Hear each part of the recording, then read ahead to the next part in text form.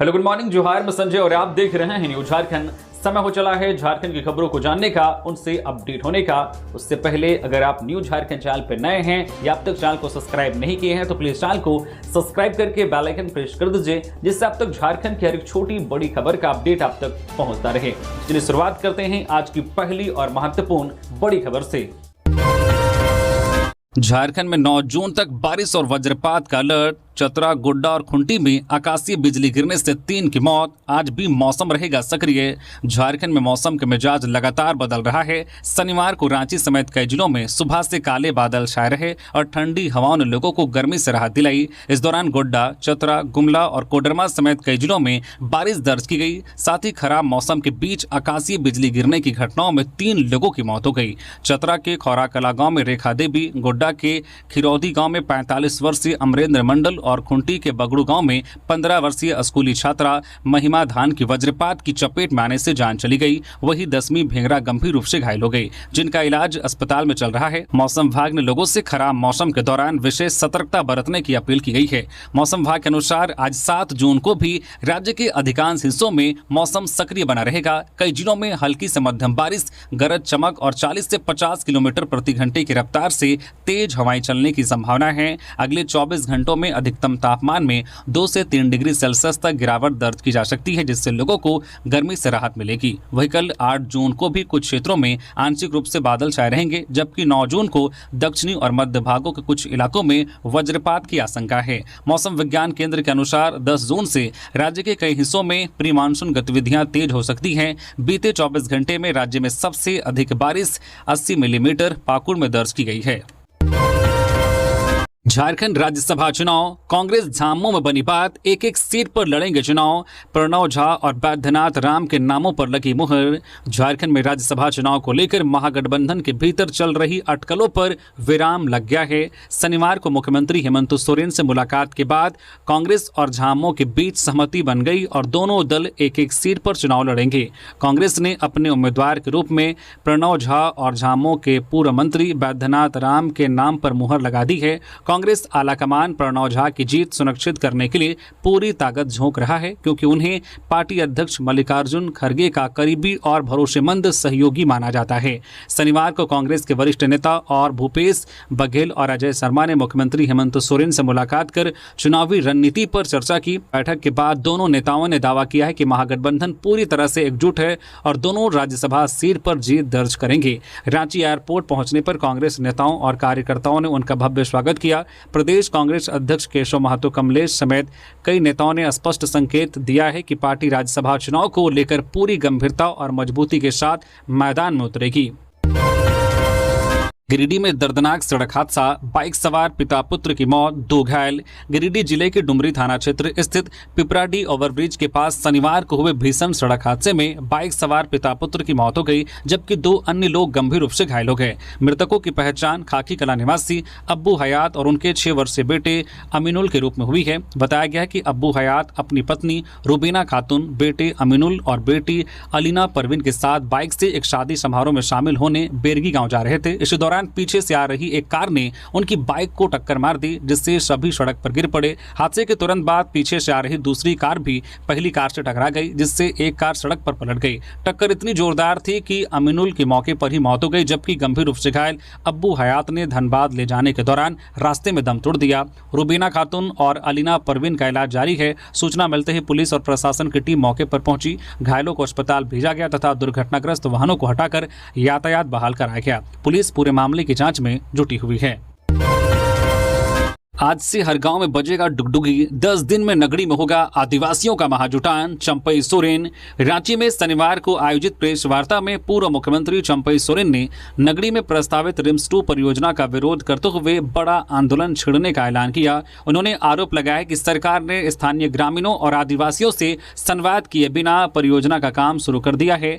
चंपई सोरेन ने कहा कि झारखंड गठन के बाद भी आदिवासियों और मूलवासियों की समस्याएं खत्म नहीं हुई हैं और विकास के नाम पर लगातार विस्थापन होता रहा। उन्होंने कहा कि नगरीय क्षेत्र के लोगों को भूमिहीन बनाया जा रहा है, जिससे ग्रामीणों में भारी नाराजगी है। चंपई सोरेन ने कहा है कि रविवार से राज्य के गांव-गांव में डुगडुगी बजाकर लोगों को आंदोलन के लिए जागरूक किया जाएगा तथा एक मुट्ठी चावल और 10-10 रुपए का संग्रह किया जाएगा। उन्होंने दावा किया है कि अगले 10 दिनों के भीतर नगरी में लाखों आदिवासी जुटेंगे और सरकार को बड़े जन आंदोलन का सामना करना पड़ेगा। उन्होंने भूमि अधिग्रहण प्रक्रिया पर सवाल उठाते हुए कहा है कि प्रभावित परिवार कानूनी लड़ाई भी लड़ेंगे। साथ ही उन्होंने राज्य सरकार पर आदिवासी हितों की अनदेखी करने का आरोप लगाते हुए स्मार्ट सिटी और अन्य विकास परियोजनाओं को लेकर भी कई सवाल खड़े किए।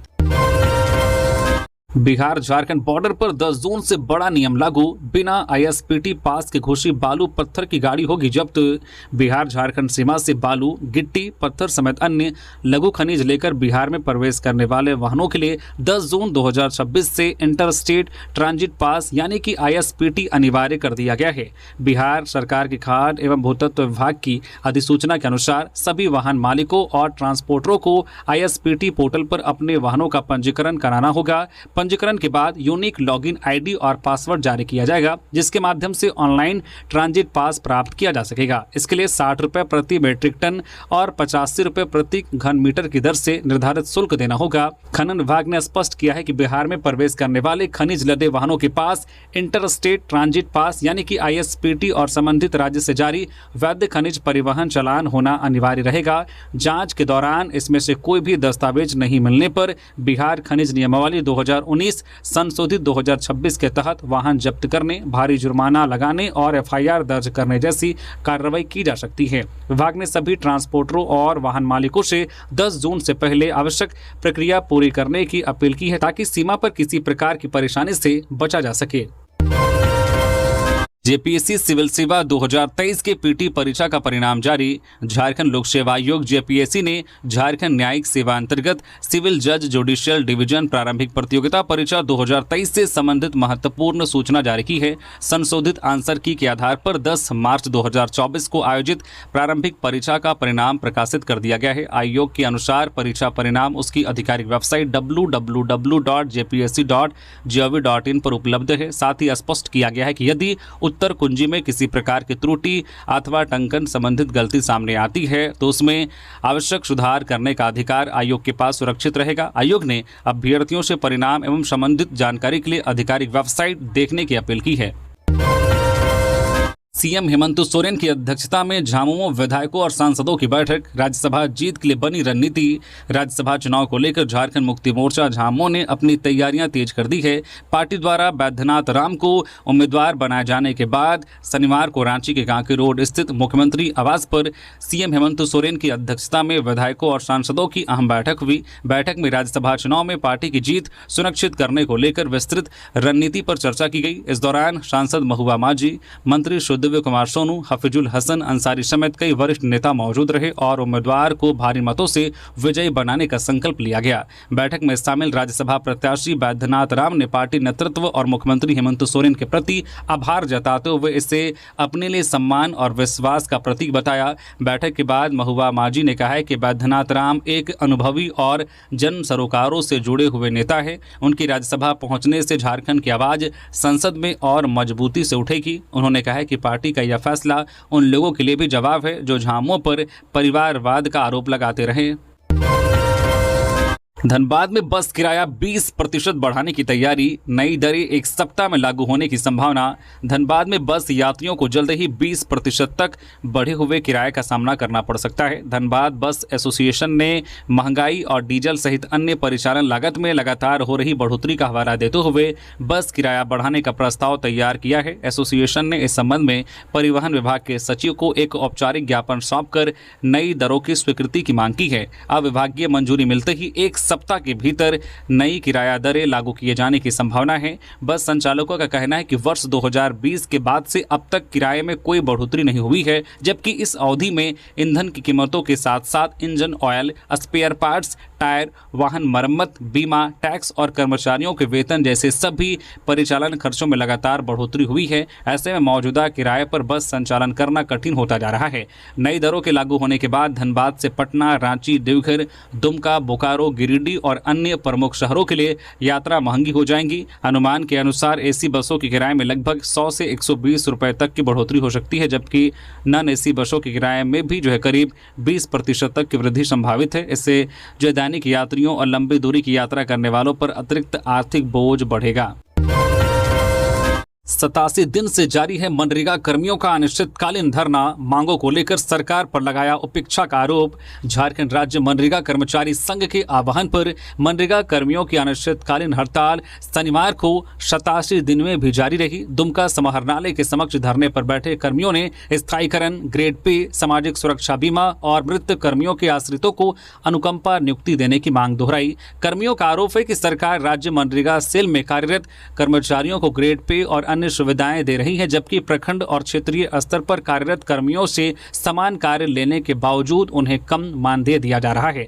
धरनास्थल पर कांग्रेस जिला अध्यक्ष स्टीफन मरांडी और प्रखंड अध्यक्ष सुनील किस्कू पहुंचे, जहां कर्मियों ने अपनी समस्याओं और मांगों से उन्हें अवगत कराया। इस दौरान स्टीफन मरांडी ने आश्वासन दिया है कि वे ग्रामीण विकास मंत्री दीपिका पांडे सिंह से इस मुद्दे पर बातचीत कर मांगों के समाधान का प्रयास करेंगे। मनरेगा कर्मियों ने स्पष्ट चेतावनी दी है कि जब तक उनकी मांगे पूरी नहीं होती तब तक उनका आंदोलन और हड़ताल जारी रहेगी।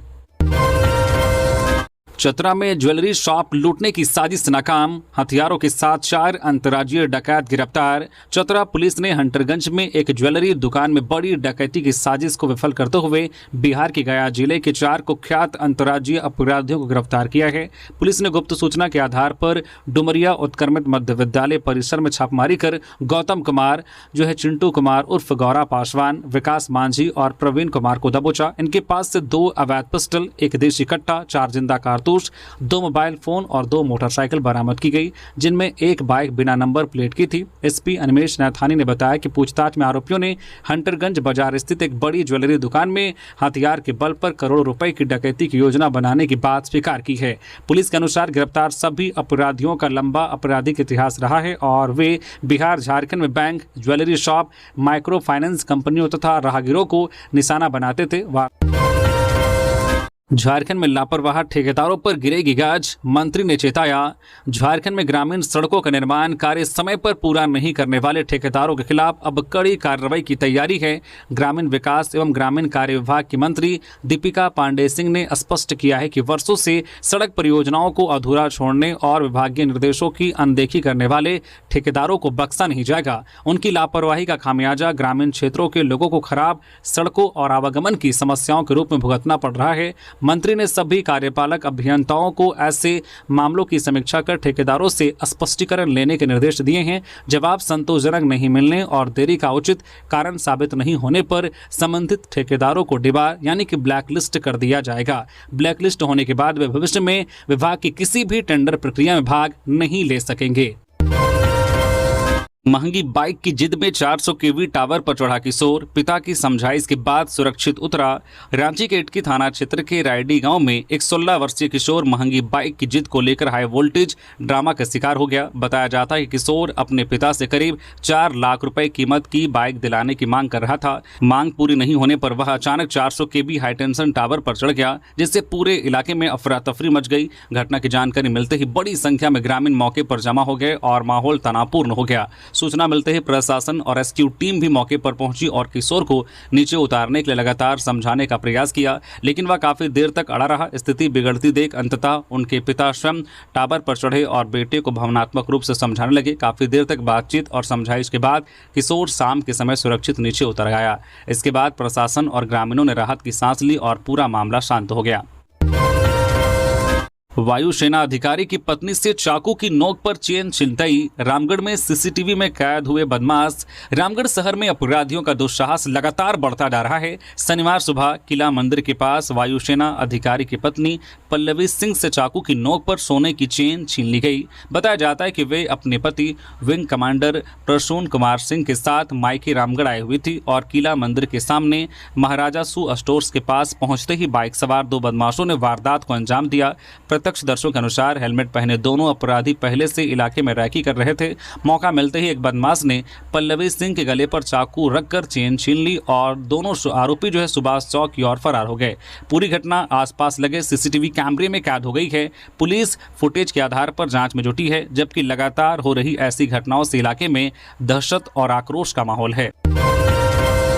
रांची में भाजपा का बड़ा मंथन, राष्ट्रीय अध्यक्ष ने नेताओं के साथ बनाई संगठन की रणनीति। रांची स्थित भाजपा प्रदेश कार्यालय में शनिवार को पार्टी की एक महत्वपूर्ण बैठक आयोजित की गई, जिसमें भाजपा के राष्ट्रीय अध्यक्ष नितिन नवीन ने प्रदेश कोर कमेटी और पूर्व प्रदेश अध्यक्षों के साथ सांगठनिक मुद्दों पर विस्तार से चर्चा की। बैठक की शुरुआत प्रदेश अध्यक्ष आदित्य साहू द्वारा राष्ट्रीय अध्यक्ष को पुस्तक भेंट कर स्वागत करने के साथ हुई। इसके बाद राज्य की राजनीतिक परिस्थितियों, संगठन की मजबूती और आगामी कार्यक्रमों को लेकर गहन मंथन किया गया। बैठक में नेता प्रतिपक्ष बाबूलाल मरांडी, पूर्व मुख्यमंत्री रघुवर दास, अर्जुन मुंडा, चंपई सोरेन, संगठन महामंत्री कर्मवीर सिंह, केंद्रीय मंत्री अन्नपूर्णा देवी, संजय सेठ, राज्यसभा सांसद दीपक प्रकाश समेत कई वरिष्ठ नेताओं ने भाग लिया। नेताओं ने आगामी संगठनात्मक गतिविधियों और चुनावी तैयारियों को लेकर अपने सुझाव दिए तथा पार्टी को जमीनी स्तर पर और मजबूत बनाने की रणनीति तैयार की।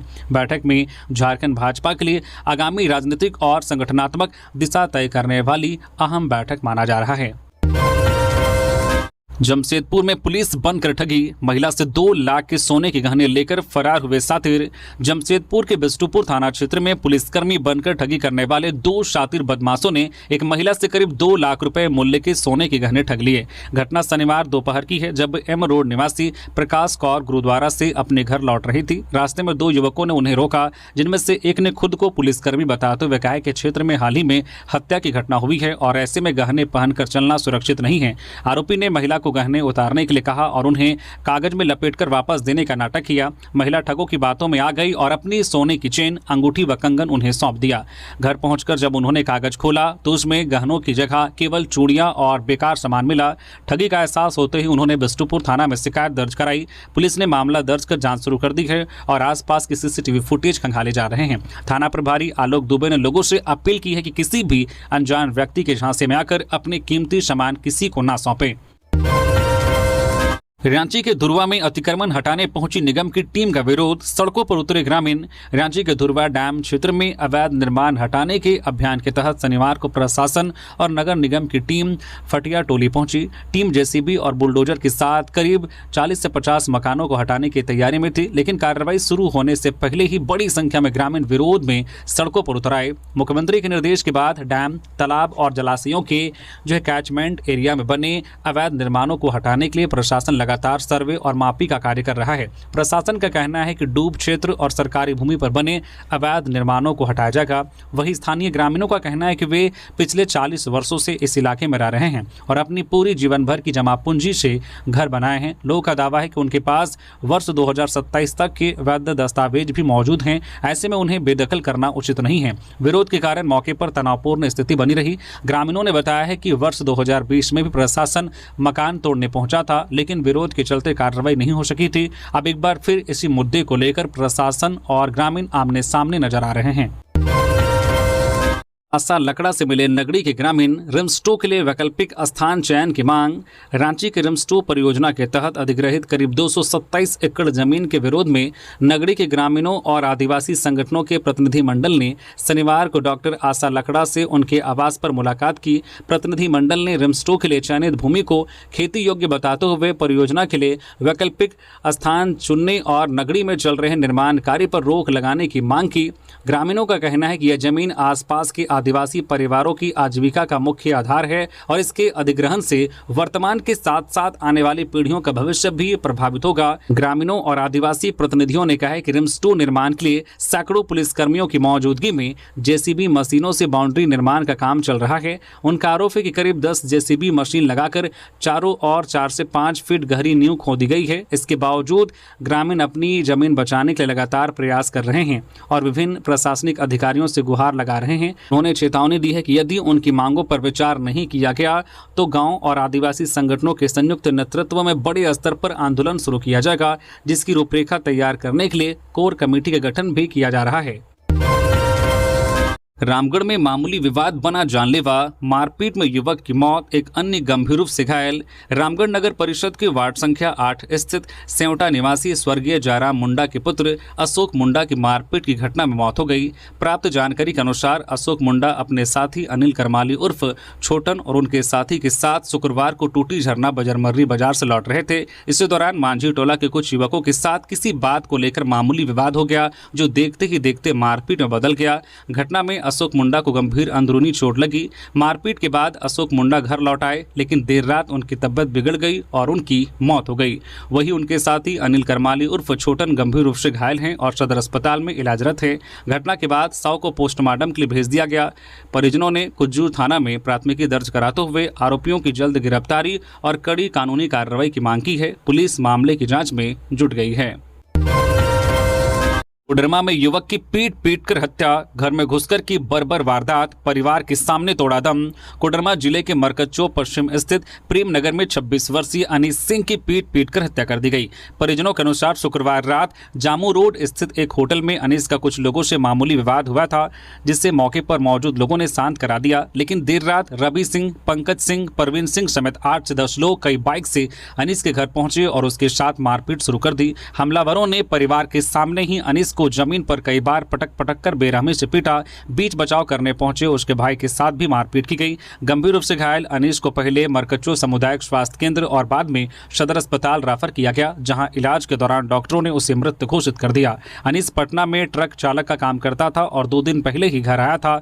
घटना के बाद इलाके में सनसनी फैल गई है। पुलिस ने शव को पोस्टमार्टम के लिए भेज दिया और नामजद आरोपियों की गिरफ्तारियों के लिए लगातार छापेमारी कर रही है। बीआईटी मेसरा में होम स्टेट कोटा समाप्त करने पर चैंबर ने जताई चिंता, सरकार से हस्तक्षेप की मांग। Federation of Jharkhand chamber of commerce and industries FJCCI की एजुकेशन उप समिति की बैठक में बीआईटी मेसरा द्वारा इस सत्र से झारखंड के विद्यार्थियों के लिए 50% होम स्टेट कोटा समाप्त करने के फैसले पर गंभीर चर्चा की गई है। बैठक में कहा गया है कि अब सभी सीटों पर ऑल इंडिया मेरिट के आधार पर नामांकन होगा, जिससे राज्य के छात्रों के अवसरों पर सीधा असर पड़ेगा। बैठक में उप समिति के चेयरमैन ने बताया है कि अब तक होम स्टेट कोटा के तहत करीब 650 सीटें झारखंड के छात्रों के लिए आरक्षित रहती थी, जिससे उन्हें प्रतिष्ठित संस्थान में पढ़ाई का अवसर मिलता था। कोटा समाप्त होने से छात्रों को राष्ट्रीय स्तर की कड़ी प्रतिस्पर्धा का सामना करना पड़ेगा, जिसका सबसे ज्यादा असर आर्थिक रूप से कमजोर वर्ग पर पड़ेगा। बैठक में सर्वसम्मति से निर्णय लिया गया है कि FJCCI का प्रतिनिधिमंडल राज्य सरकार के उच्च एवं तकनीकी शिक्षा मंत्री और विभागीय सचिव से मिलकर इस मामले में हस्तक्षेप की मांग करेगा, ताकि कोटा व्यवस्था को फिर से बहाल किया जा सके। वज्रपात की चपेट में आने से स्कूली छात्रा की मौत, महिला गंभीर रूप से घायल। खुंटी के बगड़ू गांव में मातम। खुंटी सदर प्रखंड के तिरला पंचायत स्थित बगड़ू गांव में शनिवार शाम वज्रपात की चपेट में आने से एक स्कूली छात्रा की दर्दनाक मौत हो गई, जबकि एक महिला गंभीर रूप से घायल हो गई। घटना के बाद पूरे गांव में शोक की लहर दौड़ गई। घायल महिला का इलाज खुंटी सदर अस्पताल में चल रहा है, जहां डॉक्टरों की निगरानी में उसका उपचार किया जा रहा है। जानकारी के अनुसार बगड़ू मुंडा टोली निवासी 15 वर्षीय महिमा धान और 38 वर्षीय 10वीं भेंगरा बकरी चराने के लिए खेत गई थी। इस दौरान अचानक मौसम खराब हुआ और तेज गर्जना के साथ वज्रपात होने से दोनों इसकी चपेट में आ गए। घटना के बाद ग्रामीणों ने तत्काल दोनों को अस्पताल पहुंचाया, जहां चिकित्सकों ने महिमा धान को मृत घोषित कर दिया। महिमा मुख्यमंत्री उत्कृष्ट विद्यालय खुंटी में कक्षा 8वीं की छात्रा थी। उसकी असामयिक मौत से परिवार पर दुखों का पहाड़ टूट पड़ा है और परिजनों का रो रो कर बुरा हाल है। झारखंड को हमने बनाया, हम ही संवारेंगे, नितिन नवीन का विकसित भारत 2047 कार्यक्रम में दावा। भाजपा के राष्ट्रीय अध्यक्ष नितिन नवीन ने कहा है कि झारखंड राज्य का निर्माण भाजपा ने किया है और इसे संवारने की जिम्मेदारी भी उसी की है। उन्होंने कहा कि अटल बिहारी वाजपेयी के सपनों का झारखंड बनाना पार्टी का संकल्प है और इसके लिए राज्य की समृद्ध विरासत, संस्कृति और विकास को आगे बढ़ाने की दिशा में भाजपा पूरी तरह से प्रतिबद्ध है। वे रांची के डीपडी स्थित कार्निवाल बैंक्वेट हॉल में आयोजित प्रबुद्ध नागरिक संवाद कार्यक्रम विकसित भारत 2047 को संबोधित कर रहे थे। अपने संबोधन में उन्होंने केंद्र सरकार की उपलब्धियों का जिक्र करते हुए कहा है कि किसानों की आय बढ़ाने, स्टार्टअप को बढ़ावा देने, डिजिटल इंडिया और जन कल्याणकारी योजनाओं के जरिए देश में व्यापक बदलाव आया है। उन्होंने दावा किया है कि करोड़ों लोग गरीबी रेखा से बाहर आए और जनधन, डीबीटी व आयुष्मान जैसी योजनाओं का लाभ सीधे जनता तक पहुंच रहा है। नितिन नवीन ने युवाओं से सकारात्मक राजनीति और नवाचार के साथ देश निर्माण में योगदान देने की अपील की, जबकि भाजपा प्रदेश अध्यक्ष आदित्य साहू ने 2047 तक भारत को विकसित राष्ट्र बनाने का लक्ष्य दोहराया। रांची में तेज रफ्तार सिक्योरिटी वाहन का कहर, युवती को टक्कर मारने के बाद स्कूटी सवार युवक को भी रौंदा। राजधानी रांची के अरगोड़ा थाना क्षेत्र स्थित डीएबी कपिल देव स्कूल के पास शनिवार रात एक तेज रफ्तार एसआईएस सिक्योरिटी वाहन ने पहले एक युवती को टक्कर मार दी। हादसे के बाद चालक वाहन लेकर भागने लगा, तभी उसने एक स्कूटी सवार युवक को भी जोरदार टक्कर मार दी। टक्कर इतनी भीषण थी कि स्कूटी बुरी तरह से क्षतिग्रस्त हो गई और युवक गंभीर रूप से घायल हो गया। स्थानीय लोगों की मदद से उसे तुरंत राज अस्पताल में भर्ती कराया गया, जहां उसका इलाज चल रहा है। प्रत्यक्षदर्शियों का आरोप है कि वाहन चालक नशे की हालत में था और लापरवाही से गाड़ी चला रहा था। घटना की सूचना मिलते ही अरगोड़ा थाना पुलिस मौके पर पहुंची और जांच शुरू कर दी। पुलिस चालक के नशे में होने के आरोपों की भी जांच कर रही है। वहीं स्थानीय लोगों और घायल युवक के परिजनों ने चालक के खिलाफ सख्त कार्रवाई की मांग की है। क्रेडिट कार्ड अपडेट के नाम पर साइबर ठगी करने वाला सातिर गिरफ्तार, 3 मोबाइल फोन और 5 सिम कार्ड बरामद। जामताड़ा जिले के करमाटांड़ थाना क्षेत्र के रानीटांड़ गांव में पुलिस ने क्रेडिट कार्ड बंद होने और नया कार्ड जारी कराने का झांसा देकर साइबर ठगी करने वाले एक सातिर अपराधी को गिरफ्तार किया है। एसपी शंभू कुमार सिंह को मिली गुप्त सूचना के आधार पर की गई छापेमारी में आरोपी गालिब अंसारी 38 वर्षीय को पकड़ा गया। उसके पास से 3 मोबाइल फोन और 5 सिम कार्ड बरामद किए गए हैं। पुलिस जांच में खुलासा हुआ है कि आरोपी खुद को बैंक अधिकारी बताकर लोगों को फोन करता था और एसबीआई क्रेडिट कार्ड अपडेट कराने के नाम पर उनके मोबाइल में एपीके फाइल डाउनलोड करवाता था। इसके जरिए वह मोबाइल की गोपनीय जानकारी हासिल कर साइबर ठगी को अंजाम देता था। पुलिस के अनुसार आरोपी का नेटवर्क कई राज्यों तक फैला हुआ है। जामताड़ा में बिजली विभाग की बड़ी लापरवाही, करंट की चपेट में आकर 2 दुधारू मवेशियों की मौत। जामताड़ा जिले के मेहजाम थाना क्षेत्र के कानगोई हनुमान मंदिर के पास शनिवार को बिजली विभाग की कथित लापरवाही से एक बड़ा हादसा हो गया। ट्रांसफार्मर से हो रहे करंट लीकेज की चपेट में आने से 2 दुधारू मवेशियों की मौके पर ही दर्दनाक मौत हो गई। पंडित पशुपालक सत्येंद्र यादव ने बताया कि उनके मवेशी रोज की तरह चरने निकले थे, तभी ट्रांसफार्मर के पास फैले असुरक्षित तारों में करंट आने से दोनों जानवर उसकी चपेट में आ गए। इस घटना से उन्हें करीब 1.5 लाख रुपए का आर्थिक नुकसान हुआ है।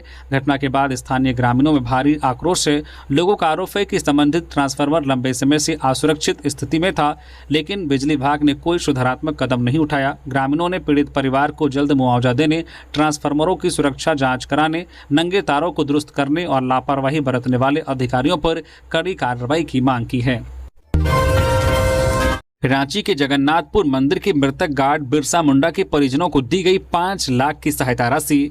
ऐतिहासिक जगन्नाथपुर मंदिर में कार्यरत रात्रि प्रहरी स्वर्गीय बिरसा मुंडा के परिजनों को शनिवार को 5 लाख रुपए की सहायता राशि प्रदान की गई। यह राशि जगन्नाथपुर मंदिर न्याय समिति और जिला प्रशासन के सहयोग से मृतक की पत्नी रूपन देवी को सौंपी गई। इस दौरान मंदिर न्याय समिति के अध्यक्ष NN पांडे, प्रथम सेवक ठाकुर सुधांशुनाथ सहदेव, सचिव प्रसन्न कुमार, कोषाध्यक्ष विनोद कुमार, सदस्य कमल ठाकुर, गोपाल उपाध्यक्ष सहित अन्य पदाधिकारी उपस्थित थे। जिला प्रशासन की ओर से प्रतिनिधि स्मृति कुमारी भी कार्यक्रम में मौजूद रही। मालूम हो कि जगन्नाथपुर मंदिर में रात्रि में गार्ड बिरसा मुंडा की अपराधियों ने हत्या कर दी थी। इसके बाद मंदिर प्रशासन और जिला प्रशासन ने उनके आश्रित परिवार को आर्थिक सहायता देने का निर्णय लिया था। टूटे शौचालय में गुजर रही सोमर भुइयां की जिंदगी, सरकारी योजनाओं से अब तक वंचित।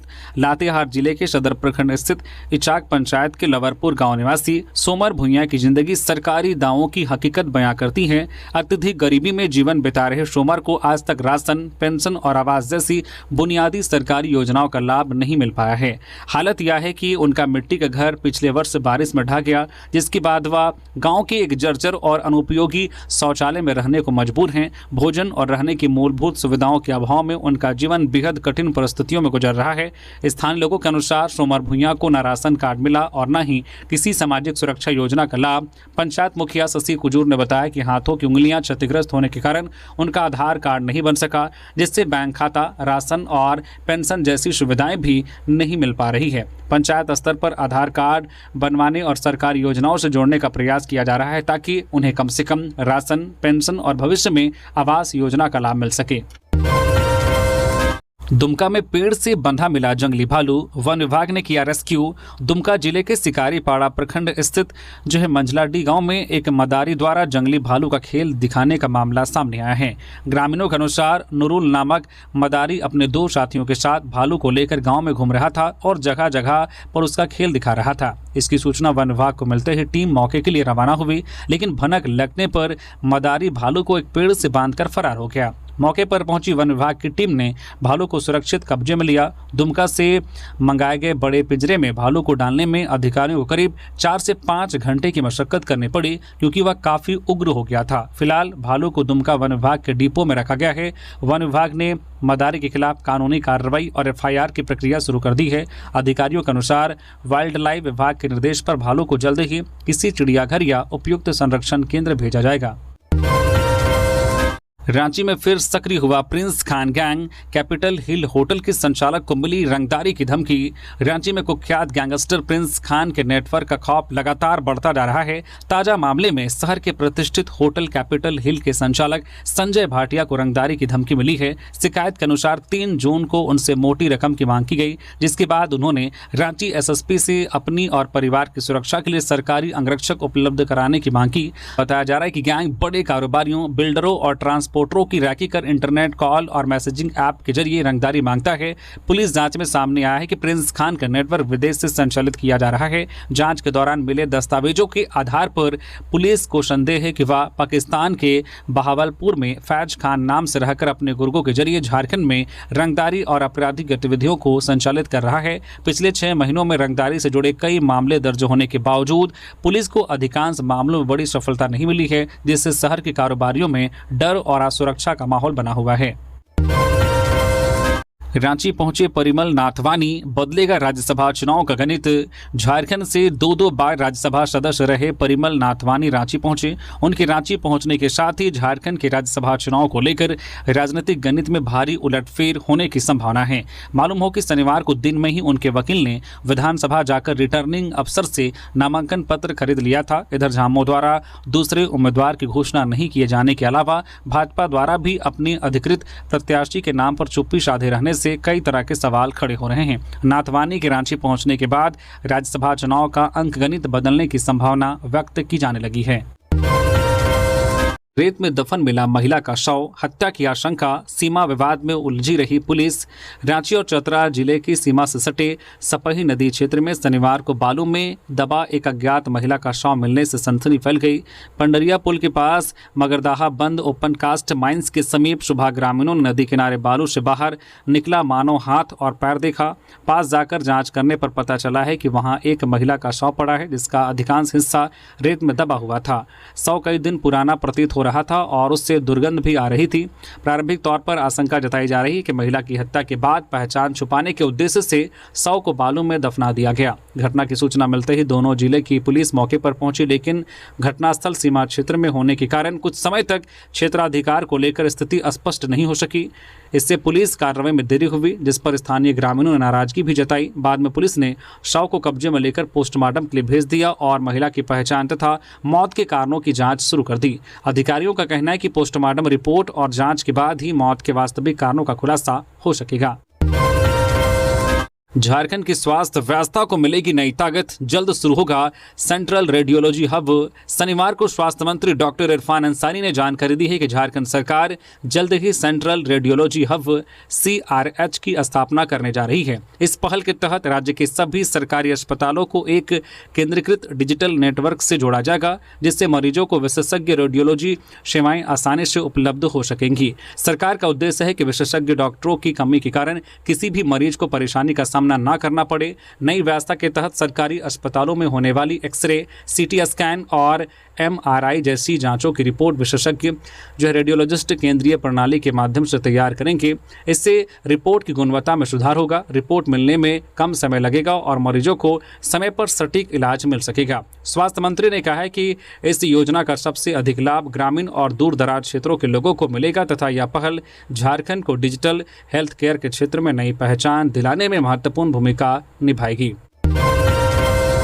पाकिस्तान को 5-3 से धूल चटाकर फाइनल में पहुंचा भारत। 4 गोल दागकर आशीष तानीपूर्ति बने जीत के महानायक। भारतीय अंडर 18 पुरुष हॉकी टीम ने एशिया कप के रोमांचक सेमीफाइनल में पाकिस्तान को 5-3 से हराकर फाइनल में जगह बना ली है। मैच के तीसरे क्वार्टर तक भारत 2-3 से पीछे था, लेकिन आखिरी 15 मिनट में टीम ने शानदार वापसी करते हुए मुकाबला अपने नाम कर लिया। भारत की जीत के सबसे बड़े नायक आशीष तानीपूर्ति रहे, जिन्होंने अकेले 4 गोल दागे। उन्होंने 49वें मिनट में स्कोर 3-3 से बराबर किया, 53वें मिनट में बढ़त दिलाई और मैच खत्म होने से पहले चौथा गोल कर भारत की जीत पक्की कर दी। मुकाबले में भारत के लिए पहला गोल भी आशीष ने पेनाल्टी स्ट्रोक पर किया था, जबकि तीसरा गोल शाहरुख अली ने दागा। वही पूरे टूर्नामेंट में शानदार प्रदर्शन कर रही भारतीय टीम अब फाइनल में खिताब जीतने के इरादे से उतरेगी और उनके पास जापान से मिली ग्रुप चरण की हार का बदला लेने का भी सुनहरा अवसर होगा। तो ये थी आज की झारखंड की टॉप बड़ी खबरें। इसी तरह से झारखंड की हर एक छोटी बड़ी खबर देखने के लिए आप हमारे न्यूज झारखंड चैनल को सब्सक्राइब करके बेल आइकन प्रेस कर दीजिए, जिससे आप तक झारखंड की हर एक छोटी बड़ी खबर का अपडेट आप तक पहुंचता रहे। तो अभी के लिए बस इतना ही, फिर मिलते हैं किसी और खबरों के साथ। धन्यवाद।